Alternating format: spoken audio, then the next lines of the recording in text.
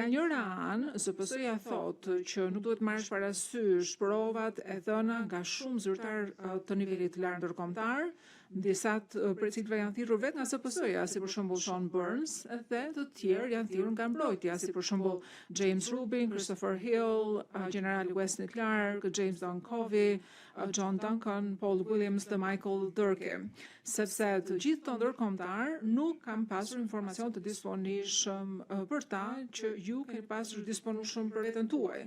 Megjithatë, dëshpërimisht çështja e ZPS kundër zotit Thaçi pjesërisht mbështetet në deklarata, në komunikata që kanë qenë të disponueshme në sferën publike.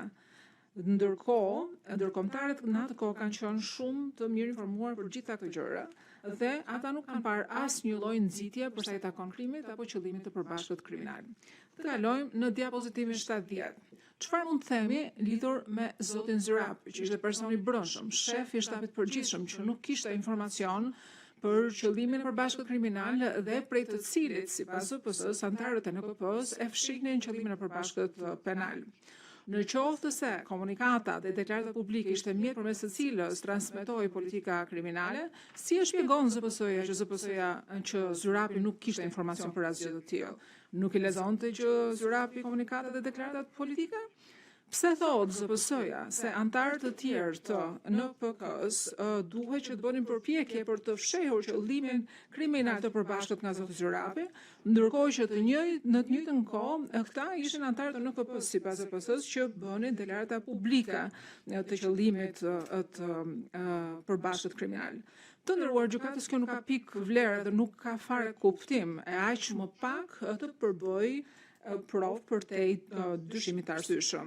Si është e mundur që ZPS-ja argumenton që si ndërkombëtarët dhe shefi i shtabit përgjithshëm nuk kishin informacion për qëllimin e përbashkët kriminal, por në nivel më të ulët personeli i UÇK-s kishte mundësi që të merrte mesazhe kriminale. Bëjeni vetes këtë pyetje. A ju desh 20 vite komunitetit ndërkombëtar që të zbulonte propagandën nxitse ndaj genocideve në Ruand? A ju desh 20 vite komunitetit ndërkombëtar që të zbulonte propagandën nacionaliste të serbëve në Bosnjë dhe të Miloševićit? Sigurisht që jo, sepse retorika në Ruan, në Serbi dhe në Bosnjë ishin të qarta në dritë të diellit dhe janë raportuar në mënyrë të menjëhershme. Dhe komunikatat e UÇK-s nuk kanë qenë nxitse të krimit, sepse në të kundërtën dëshmitarët ndërkombëtar që kanë dhënë dëshmi në këtë çështje do ta kishin ditur këtë dhe do ta kishin bërë me dije për ju.